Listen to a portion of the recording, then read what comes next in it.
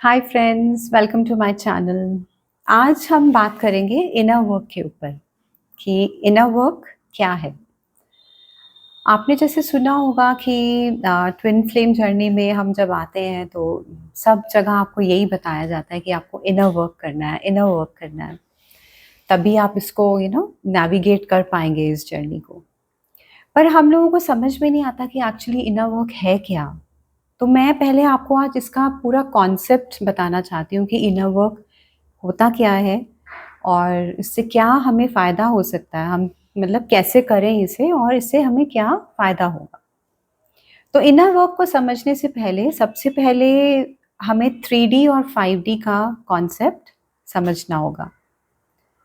3D आपने सुना होगा कि यूट्यूब पे बहुत बोला जाता है। जो भी स्पिरिचुअल चैनल्स हैं या जो स्पिरिचुअल बातें करते हैं लोग, वो 3D और 5D वर्ल्ड के बारे में बात करते हैं। 3D क्या है? 3D मतलब थर्ड डायमेंशन और 5D मतलब फिफ्थ डायमेंशन। ठीक है?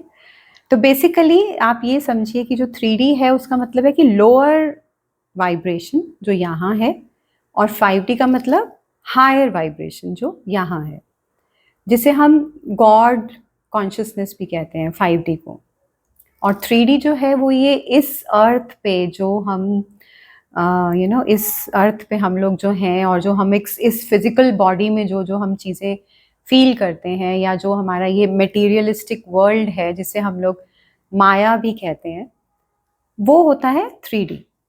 और इनर वर्क से क्या होता है कि आप जब 3D में होते हैं तो वहाँ से आपकी जब वाइब्रेशन और आपकी जो फ्रिक्वेंसी बढ़ती है इनर वर्क करने से, तो आप धीरे धीरे धीरे धीरे 4D में आते हैं और फिर 4D से 5D में गॉड कॉन्शियसनेस की तरफ बढ़ते हैं।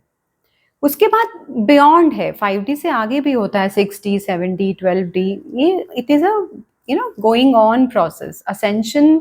जो ये ग्रोथ की आपकी जर्नी है ये एंडलेस है, इसका तो कोई, जैसे आप समझिए कि कोई एंड ही नहीं है। लेकिन फिर भी जो हमारा गोल होता है वो हम यही बोलते हैं कि हमें 3D से एटलीस्ट 5D कॉन्शियसनेस तक तो आए हम लोग, है ना। गॉड कॉन्शियसनेस जो यहाँ है, मतलब जो गॉड की जो एक कॉन्शियसनेस की जो एक फ्रीक्वेंसी है, वहां तक तो थोड़ा पहुंचे। 60 और 70 तो हम बाद में जाएंगे। ठीक है गाइस। सो 3D का मतलब ये है कि अगर आप इसको फ्रीक्वेंसी के लेवल पे समझें तो जो बहुत ही लोअर फ्रीक्वेंसी होती है वो है 3D, जिसमें आते हैं आपका फियर, एंगर, आपकी जेलसी, कंपैरिजन, ब्लेमिंग और विक्टिम मेंटालिटी, और एक जो हम सर्वाइवल मोड में रहते हैं वो चीज़ें, या जल्दी से एकदम से रिएक्शंस देना, रिएक्टिव होते हैं हम लोग, है ना। या फिर आपका होता है फियर बेस्ड चीज़ें होती हैं, डर से ऑपरेट करते हैं हम लोग।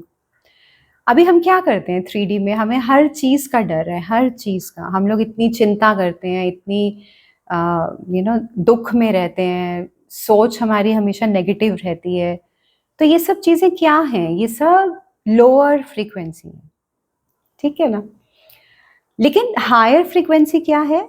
जॉय, पीस, जहाँ पे आपको हैप्पीनेस है, जहाँ पे आपको सबके लिए कंपैशन है, सबके लिए एक काइंडनेस की फीलिंग है, that is higher frequency.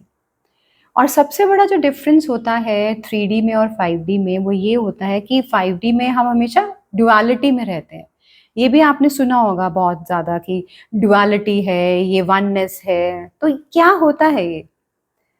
Duality का मतलब होता है कि ऑपोजिट्स, कि अगर बुरा है तो अच्छा भी है, रात है तो दिन है ना।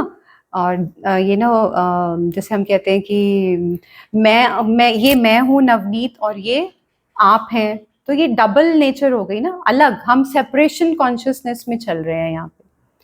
3D में हम क्या होता है, हम अपने आप को हर किसी दूसरे इंसान से, नेचर से, एनिमल से, या दूसरी चीज़ों से इनफैक्ट हम सेपरेट समझते हैं अपने आप को। सेपरेशन कॉन्शियसनेस कहते हैं इसे, ठीक है। कि हम अलग हैं, है ना। अच्छा बुरा, दिन रात, कौन सा गलत कौन सा सही, इसमें रहते हैं हम हमेशा। तो ये ड्यूअल जो चीज़ें होती हैं, ड्युअलिटी जो होती है, ये 3D का कॉन्सेप्ट है। लेकिन जब आप 5D में आते हैं इनर वर्क करके, जब आप 5D कॉन्शियसनेस में आते हैं, तो वहाँ पे यूनिटी कॉन्शियसनेस होती है। वहाँ पे सब एक है।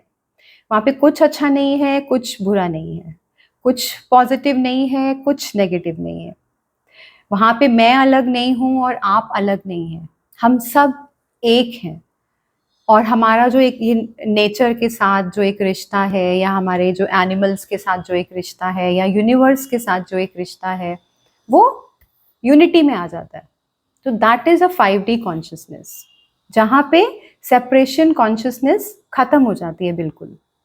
ठीक है ना? फिर आपको हर किसी दूसरे इंसान में, जो भी आपके सामने जो इंसान आ रहा है, उसमें आपको अपना ही अस्तित्व नजर आता है।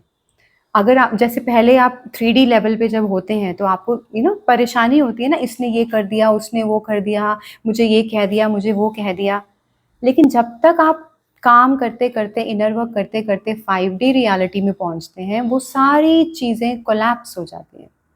तो फिर आपको सामने नज़र आता है कि वो तो मैं ही हूँ। जो भी मैं चीज़ सामने देख रहा हूँ, वो तो मेरे अंदर ही है जो बाहर प्रोजेक्ट हो रहा है। तो हमारा ट्विन क्या करता है? वो भी तो यही करता है। जो आपके अंदर चीज़ें हैं, जो आपके अंदर वुंड्स हैं, जो आपके अंदर बिलीफ सिस्टम्स हैं, वो सब आपको वो दिखाता है, वो पोर्ट्रे करता है वो। लेकिन उस टाइम पे हमें यूनिटी कॉन्शियसनेस पता नहीं होती है ना। हम 3D कॉन्शियसनेस से चल रहे होते हैं, तो हमें लगता है कि वो सेपरेट है, वो अलग है। बट वो अलग नहीं है। आपका जो ट्विन है वो आप ही हो। He is you.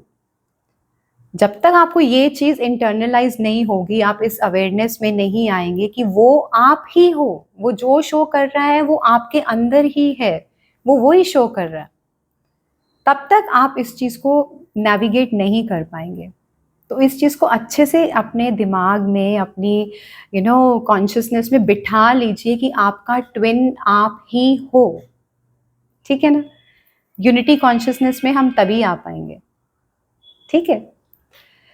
तो अब हम इसको थोड़ा और इलाबोरेट सेंस में समझते हैं कि जब हम 3D लेवल पे होते हैं, जब हमारी फ्रीक्वेंसी बहुत डाउन होती है, तो हमारी बॉडी में क्या क्या होता है। हमारी बॉडी में, मैंने ये लिखा हुआ है, मैं आपको बताती हूँ यहाँ से। हमारी बॉडी में स्टोर्ड इमोशंस होते हैं। ठीक है? जो पता नहीं कितने लाइफ टाइम से, आप कितने ही जन्मों से यहाँ आ रहे हैं इस धरती पर, तो आपने कितना ही ट्रॉमा होल्ड किया होगा, कितने ही इमोशंस आपके अंदर स्टक होंगे। तो वो होते हैं हमारे अंदर स्टोर्ड इमोशंस, जन्मों जन्मों से। ठीक है? फिर दूसरा होता है आपके ट्रॉमास, जो आपकी वुंड्स होती हैं, जो आपके दुख दर्द हैं, वो भी बहुत जन्मों से कैरी फॉरवर्ड होते होते होते होते वो हम इस बॉडी में कैरी करते हैं। थर्ड होता है आपका कर्मा। ठीक है ना? कर्मा भी हमारा बहुत जन्मों से पेंडिंग चल रहा, आ रहा है आ रहा है आ रहा है, वो एक्यूमुलेट होता होता होता होता वो यहाँ तक आ गया। और जो नेक्स्ट चीज होती है वो होता है लिमिटिंग बिलीव्स। लिमिटिंग बिलीव्स का मतलब है कि जो आपको सोसाइटी ने सिखाया आज तक, कि जो भी हमको मीडिया ने सिखाया, जो हमारी मूवीज ने सिखाया, जो हमारे सोशल मीडिया ने सिखाया, न्यूज़ ने सिखाया, गानों ने सिखाया, स्कूल ने सिखाया, वो ही बिलीव्स हमारे अंदर बैठ जाते हैं। तो वो लिमिटिंग हो जाते हैं। उससे आगे हम सोचना छोड़ देते हैं। हम सोचते हैं बस यही है, इतनी ही रियलिटी है। लेकिन आगे और भी बहुत कुछ है। तो जब हम इन सब चीज़ों को छोड़ते हैं, जब हम अपने स्टोर्ड इमोशंस को बाहर निकालते हैं, जब हम अपने ट्रॉमास को रिलीज करते हैं, जब हम अपने कर्मास को रिलीज करते हैं, और जब हम अपनी लिमिटिंग बिलीफ सिस्टम को ब्रेक करके नए बिलीफ सिस्टम्स बनाते हैं, तब आप जाते हैं 5D में। तब आपकी फ्रीक्वेंसी बढ़ती है। आप उस सर्वाइवल मोड से, उस विक्टिम मेंटालिटी से निकल कर आप एक कंपैशन में, एक अनकंडीशनल लव की तरफ चलते हैं, जहाँ आपको पीस मिलती है, जहाँ आपको जॉय मिलता है। और जो आपकी असलियत है, यही आपकी सोल की असलियत है, पीस एंड जॉय। बाकी सब तो चीज़ें हमने यहाँ आके सीखी 3D वर्ल्ड में, है ना? तो 5D में तो हम लोग सब पीसफुली हैं, हम लोग सब जॉयफुल हैं, हम लोग क्रिटिसिज्म नहीं करते, हम किसी को जज नहीं करते, हम किसी के साथ जेलसी नहीं रखते, हम किसी के साथ कोई कंपैरिजन नहीं करते हैं, हम किसी का बुरा नहीं करते, करते भी नहीं है और सोचते भी नहीं है। तो वो होता है 5D लेवल, जहाँ आपकी फ्रीक्वेंसी अनकंडीशनल लव में और पीस में और जॉय में आ जाती है। तो इसको हम गॉड कॉन्शियसनेस भी कहते हैं।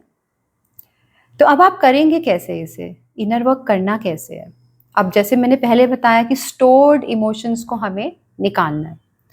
इमोशंस को हम कैसे निकाल सकते हैं? इसका तरीका है उसको फील करके, ठीक है ना? फील करिए और उसको ट्रांसम्यूट कर दीजिए।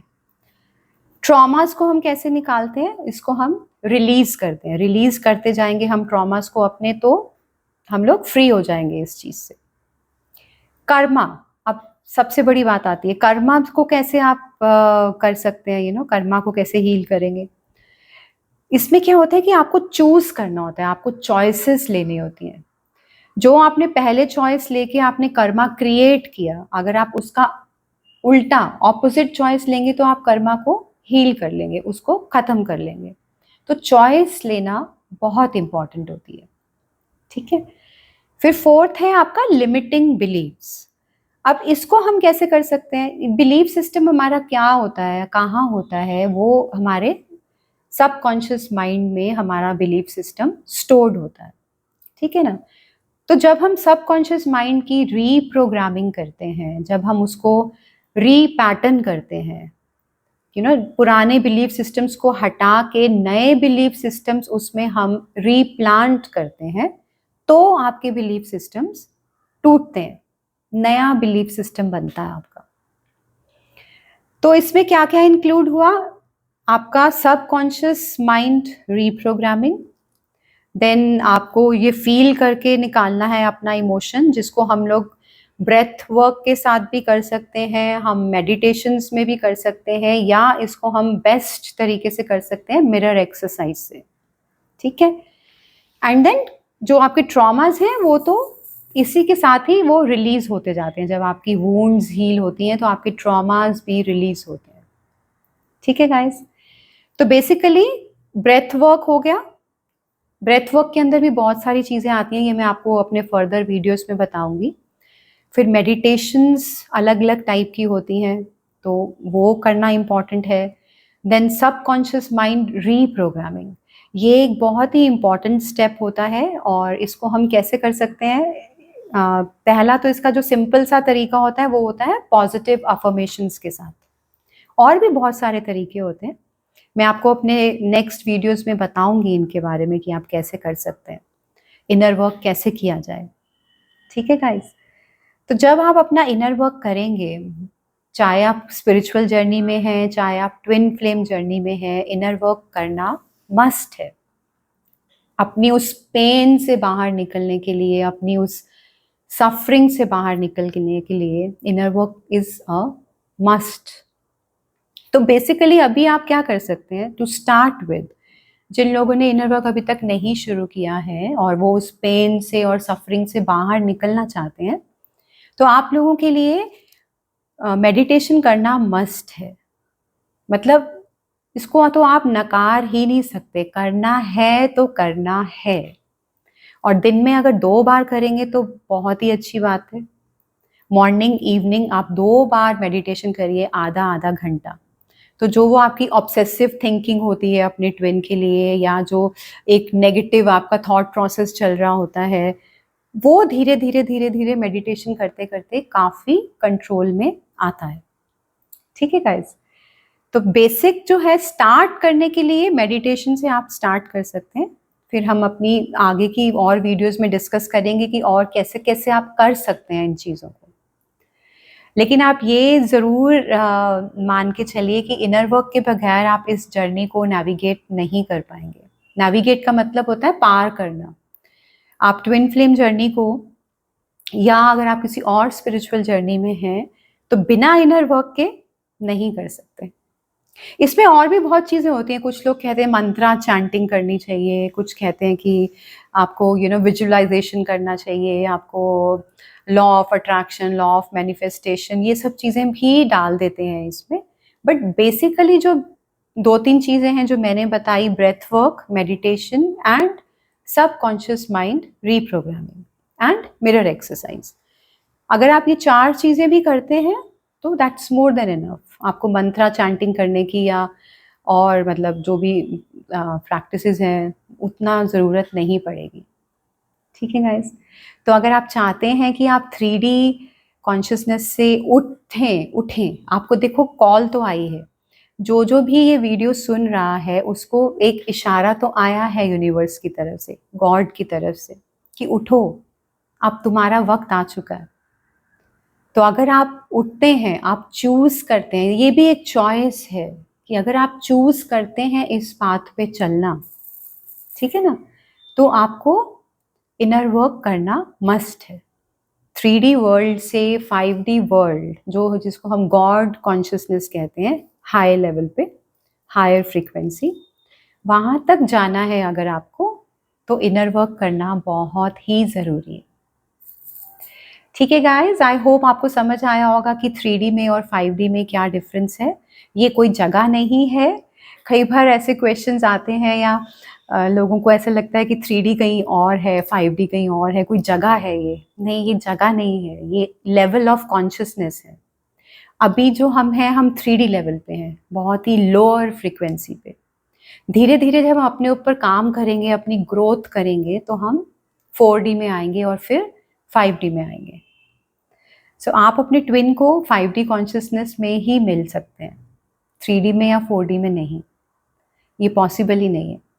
वो इन एंड आउट होता रहेगा, आता जाता रहेगा, लेकिन जब तक आप अपनी फ्रीक्वेंसी को बढ़ा के आप 5D तक नहीं पहुंच जाते, तब तक आप उसको नहीं मिल सकते। ठीक है गाइस, आई होप आपको समझ आया होगा कि इनर वर्क कितना ज़रूरी है और हमें क्यों करना चाहिए और कैसे करना चाहिए। Bye, see you.